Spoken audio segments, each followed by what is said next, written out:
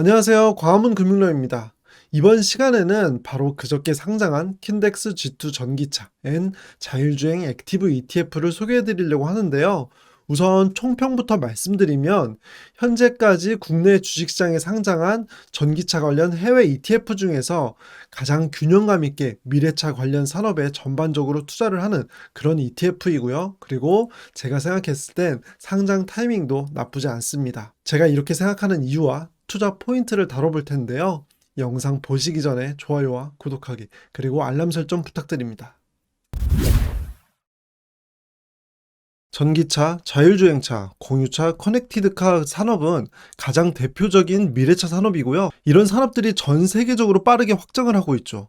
전기차의 신차 판매 대수는 연평균 증가율이 31% 정도 될 것으로 예상이 되고요. 자율주행차는 40%, 공유차, 커넥티드카는 각각 18%의 성장이 이룰 것으로 예상이 됩니다. 반대로 기존 전통적인 가솔린이나 디젤의 내연기관 자동차 시장은 최근 9년간 연평균 증가율이 2% 정도밖에 되질 않았어요. 우리가 그동안 미래차 관련 산업이 유망하다고만 알고 있었는데 이렇게 수치로 보니까 미래차 관련 산업이 정말 장기간에 얼마나 크게 성장할지 더 체감이 됩니다. 그런데 이미 우리나라 주식시장에 해외 전기차 관련 ETF가 이렇게 두 개가 이미 상장이 되어 있었는데요.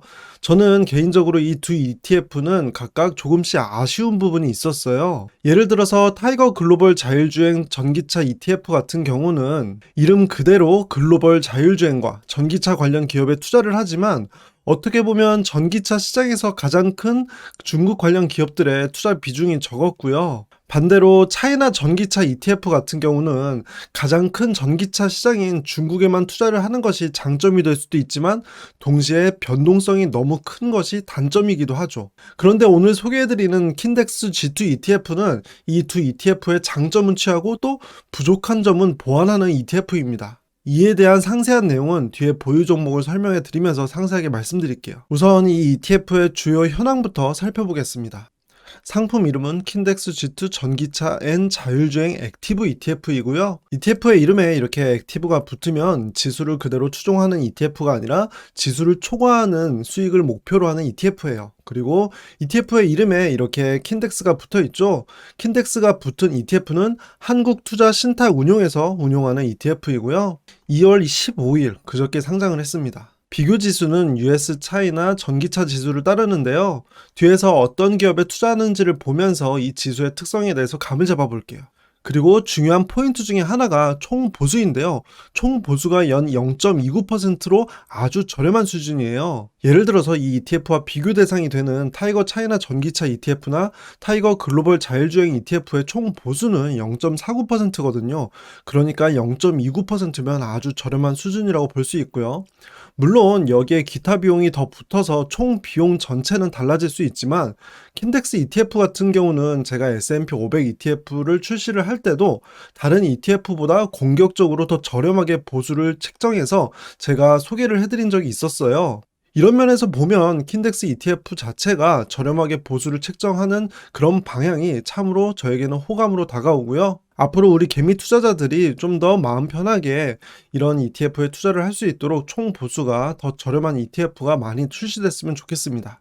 그리고 환해지는 하지 않는 환 노출형 ETF라서 환율의 변동에 따라서 주가 성과가 달라지게 됩니다. 그 다음은 보유 비중 상위 탑 10 종목들을 볼 텐데요. 차이나 전기차와 글로벌 자율주행 ETF에서 투자하는 기업이 어떻게 중복되는지를 확인해 봤어요. 보시는 대로 상위 10개의 기업 중에서 8개나 차이나 전기차와 글로벌 자율주행 ETF와 겹치거든요. 그래서 이 두 ETF를 합쳐놓은 듯한 인상이에요. 그런데 제가 빨간색으로 표시한 것처럼 상위 10개의 기업 중에 킨덱스 G2에서는 다른 ETF와는 달리 우버에 투자를 합니다.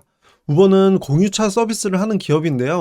이렇게 우리가 처음에 확인했던 미래차 관련 4개의 축에서 킨덱스 G2 ETF는 공유차 관련 기업에도 투자를 하고요. 다른 ETF는 공유차 기업에 투자를 하지 않습니다. 그리고 또 다른 측면에서 킨덱스 G2가 다른 전기차 ETF와 어떤 차이점이 있는지 보여드리기 위해서 G2 ETF에서만 투자하는 그런 종목을 추려봤는데요. 앞에서 말씀드린 것처럼 우버나 리프트 같은 공유차 기업에 투자를 하는 것이 다른 ETF와의 차이점이라고 여기서도 확인을 할 수가 있고요. 또 전기차가 있어도 전기차를 충전할 수 있는 인프라가 뒷받침이 되지 않으면 사실 우리가 전기차를 편리하게 이용할 수 없잖아요.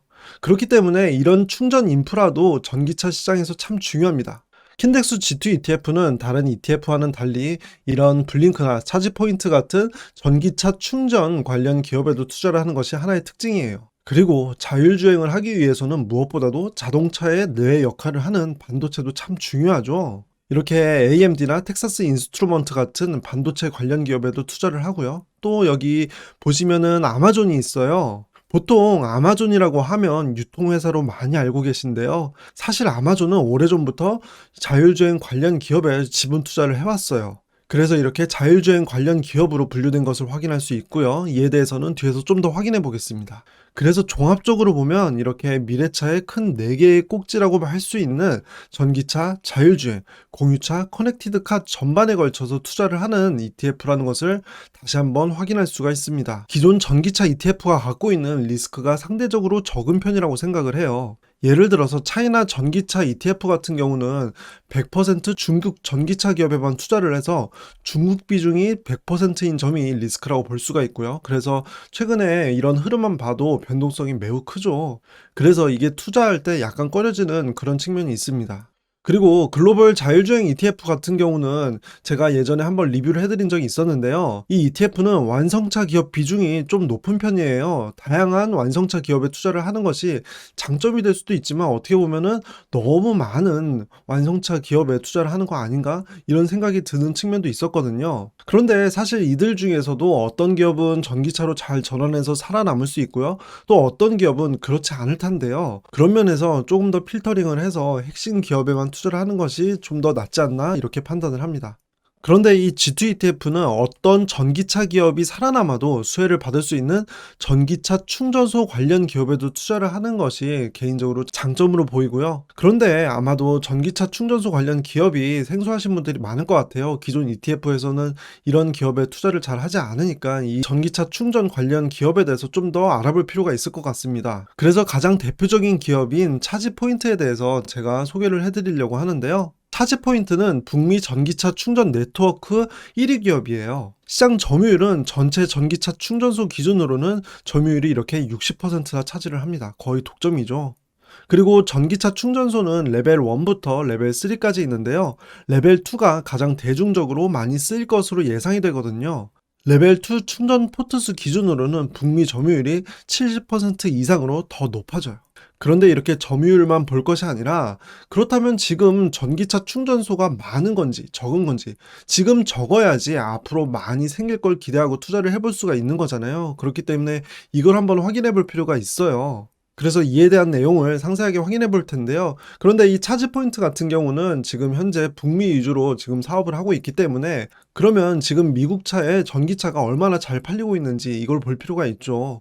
여기서 전기차 침투율이라고 하는 용어가 등장을 하는데요. 전기차 침투율이라고 하면 예를 들어서 전체 자동차가 팔리는 것 중에 전기차가 몇 대나 팔리느냐 이걸 침투율이라고 하는데요. 보시면 작년에는 전기차 침투율이 4% 정도 수준이고요. 올해는 5.5% 정도로 예상이 되고 있어요. 그런데 작년까지 전기차 시장이 가장 확장을 크게 했던 그런 나라로 중국을 꼽을 수가 있는데 중국 같은 경우는 전기차 침투율이 20% 정도였거든요.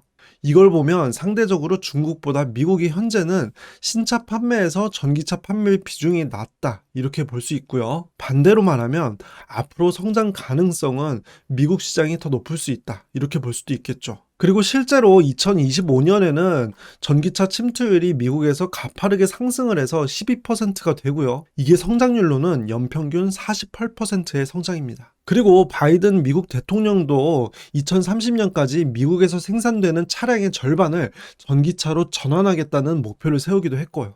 그래서 요약해서 생각해보면 지금 미국에서는 전기차가 상대적으로 많이 팔리진 않지만 앞으로 많이 팔릴 가능성이 굉장히 높구나 이렇게 요약을 해볼 수가 있고요. 그러면 지금 상황에서 전기차 충전기가 많이 보급이 되어 있는지 이걸 확인해 볼 필요가 있어요. 그래서 현황을 보면 현재 미국의 전기차당 공공 충전기 수는 0.06개라고 해요.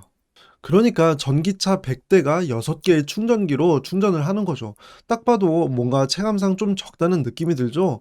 실제로 유럽연합에서는 전기차 한 대당 충전기 0.1개, 그러니까 전기차 100대당 충전기 10대 이상 만들라고 권고를 하고 있어요. 그러면 지금 미국에서는 전기차 충전기가 현 수준으로도 2배가 되어야 하고요. 앞으로 전기차가 훨씬 많이 팔려서 연평균 48% 이상의 성장을 한다고 했죠. 그렇게 되면은 그만큼 충전기는 훨씬 많이 늘어나야 할 거예요. 그만큼 성장성이 충분히 있다고 볼 수 있고요.